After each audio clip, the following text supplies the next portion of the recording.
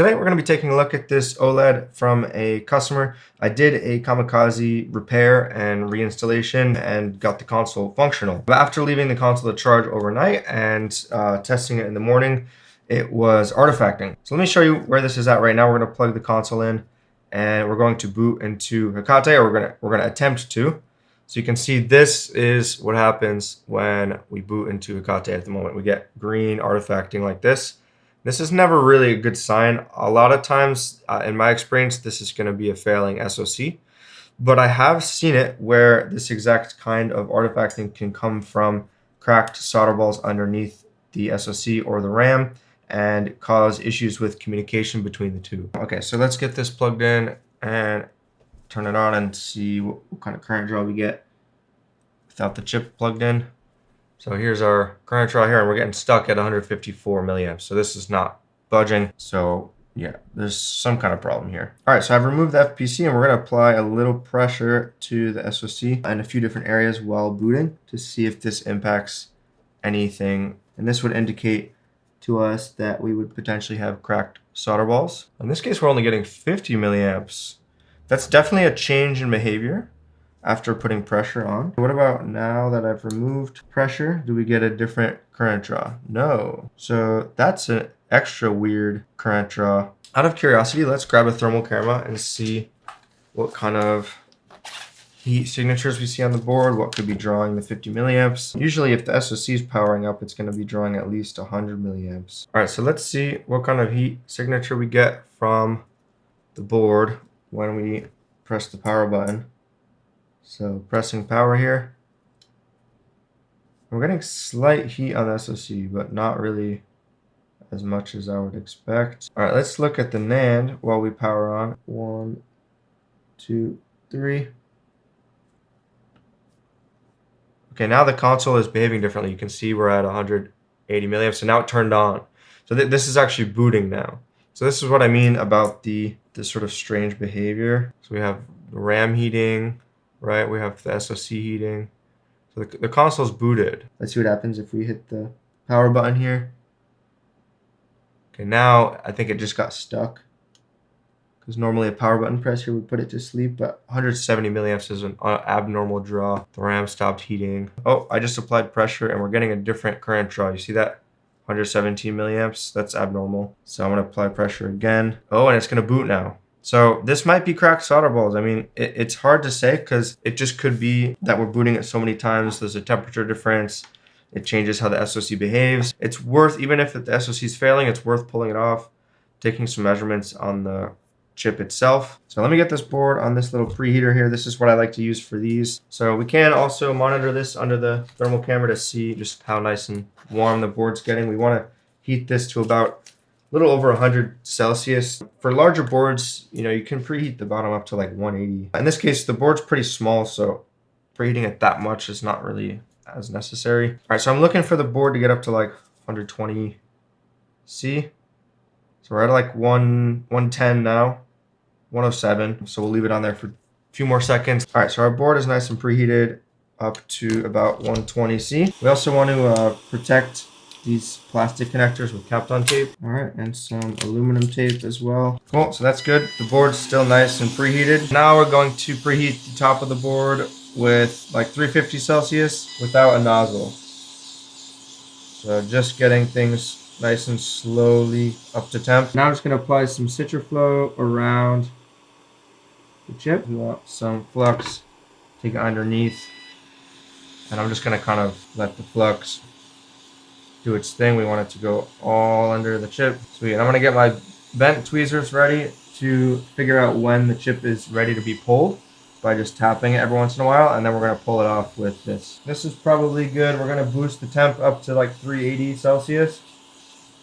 And this should be enough to pull the SoC off. And we're going to just keep tapping the SoC. You really want to keep your hot air moving. All right, and the chip is now moving, so we're going to pull it off.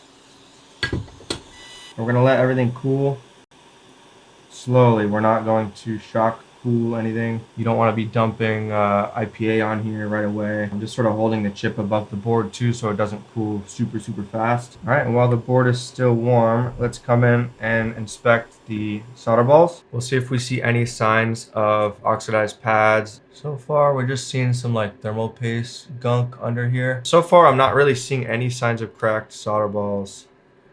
We do see some corrosion here. See this?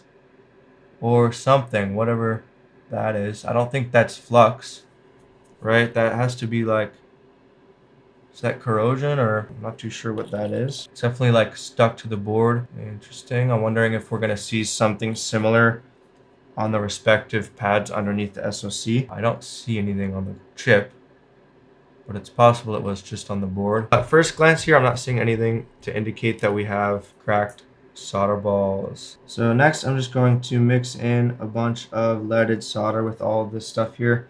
We're going to use some SwitcherFlow for that as well. And we don't want to be, scraping the board at all here. Just brushing over all of those unleaded solder balls with leaded, making them nice and shiny and easy to remove. I'm going to grab a bit of wick and we're going to fold it in half. And wick, swapping my wick over, we can put a little bit more flux on these guys. And this is a nice and fast method to get rid of all of this solder. So next, we're going to clean the best we can. I'm going to use one of these foam cubes. They're really great for cleaning on flat surfaces like that. And just try to get rid of all that crap. Does a really great job. You can see that shield is a little loose. That's no problem. We can fix that later. Cool. So you can see that as a really nice and clean area there, and we can go ahead and work on the chip itself. All right, we're going to do the same thing here. Mix in some leaded solder.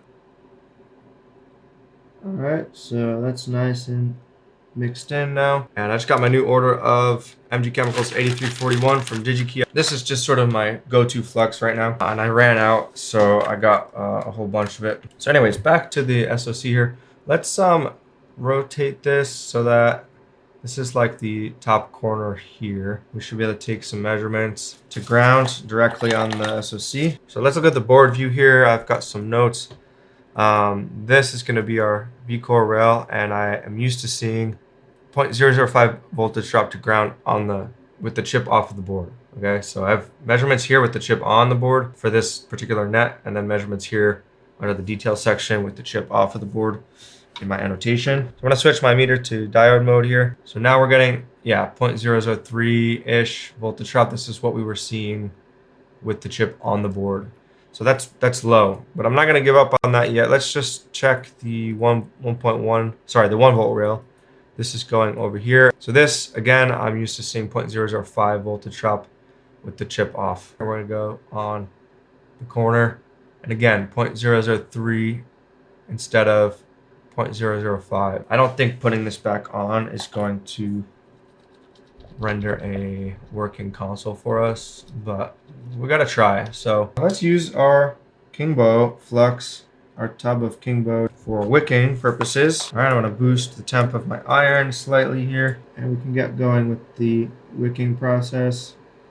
So we're just going to go up the side there, make sure we get the entire side, and then we can swap to a new bit of wick here, tin our iron slightly, and go back in.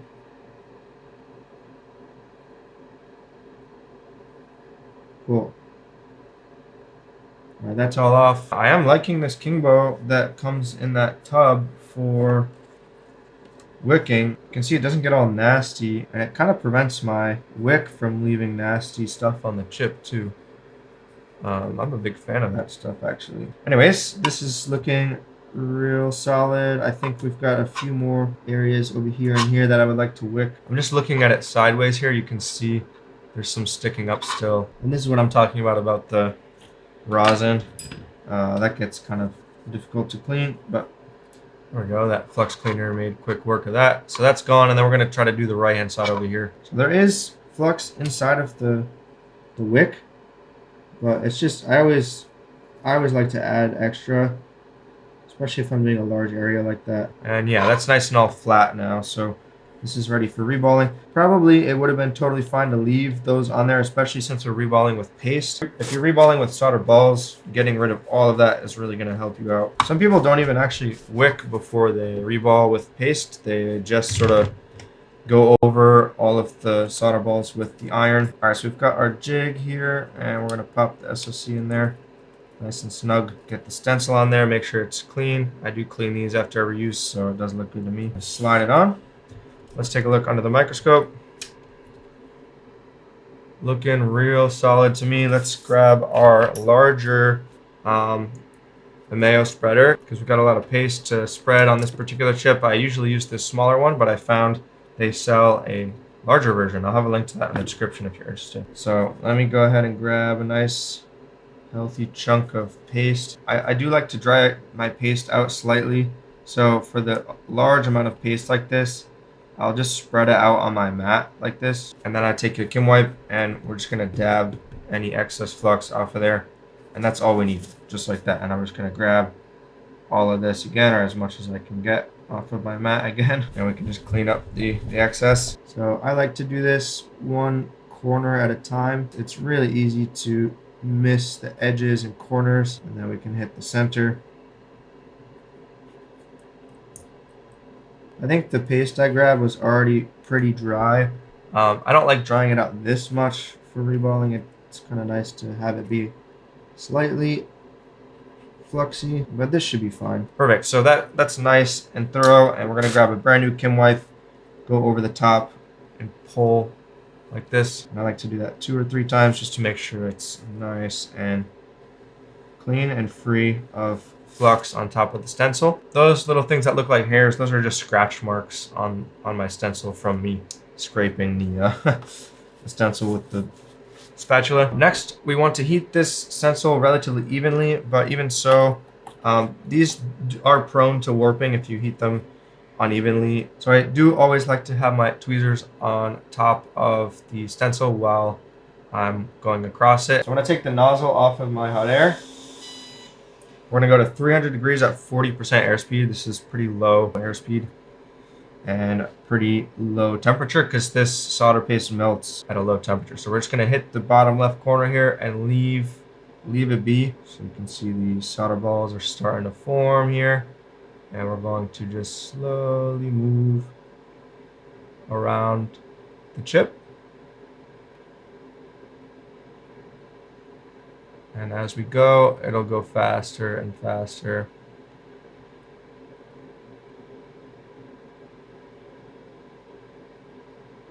And again, I'm just holding my tweezers over this for in case the stencil decides to start warping in the middle of the reball. Cool, so that is perfect right there. We're gonna let it cool slightly, and then right about here, I'm gonna try to separate the stencil. That's perfect timing there. We do seemingly have 2 solder balls that didn't make it onto the chip. This can happen if the solder paste is a little too dry, but we can fix this up pretty easily. And we're just gonna pull those right out of the stencil. So this one was the one for the center there. That should melt soon and pop into place. Again, I'm only using 300 Celsius here. This really doesn't take a lot of heat. There we go, that popped in place. Great, removing heat. And we're gonna do the other one. There we go, just popped into place. Perfect, that's all we need. So, this is nicely reballed. You can see we have no missing balls anymore.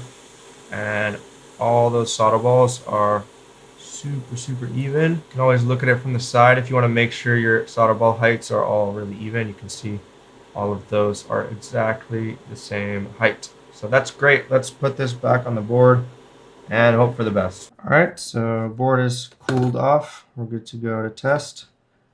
Popping on the battery there, or the power supply rather. And let's see what we get. Pressing power.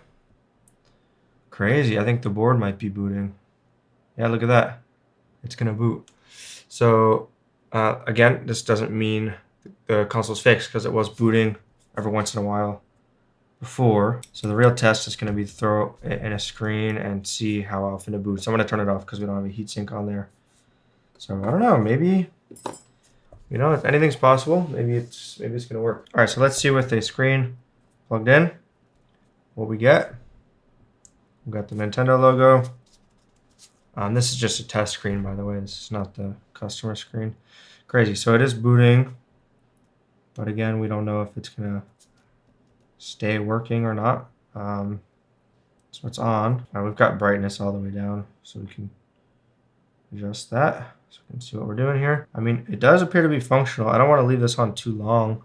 Just turned off the power supply there without a heatsink, so I guess I'll pop the heatsink back on for the time being and see how long we can keep this thing running. So see you soon. So after a weekend of testing, the console is fully functional and has no issues in both docked mode and handheld mode. I ran some games, left it on overnight, and I'm having zero issues with artifacting or shutdowns or freezes.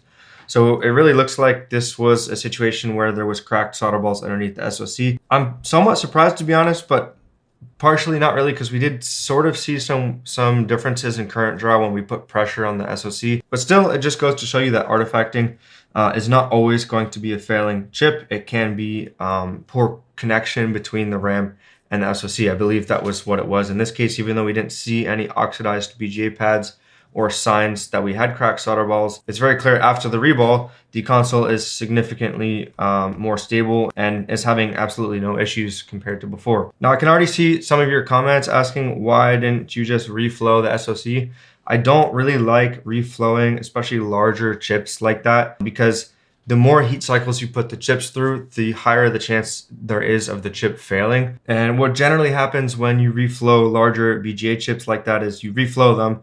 It oftentimes won't fix the issue because you're going to have a little bit of a higher standoff height on larger chips like that than, say, for example, the NAND. And the standoff height is just how high the chip is from the PCB. So reflows don't really do as well when there's a larger standoff height because the cracked solder balls will just sort of pull themselves onto the respective pads of the chip and the board and won't actually end up making a connection. Also, oftentimes with larger chips, you're going to have ripped pads and things. Like with eMMCs, especially since they're smaller chips and they have a smaller standoff height, reflowing those does actually result in like a higher success rate. It's less often the case you're going to have ripped pads, and the smaller standoff height gives you a higher success rate with the reflowing. So I do reflow those, but with the SoC, if I reflow it and it doesn't work, I then have to take it off, reball it, and put it back on. So that's 3 heat cycles it goes through, which I want to reduce the amount of heat I'm putting into the SoC as much as possible. So for these reasons, I tend to just go straight for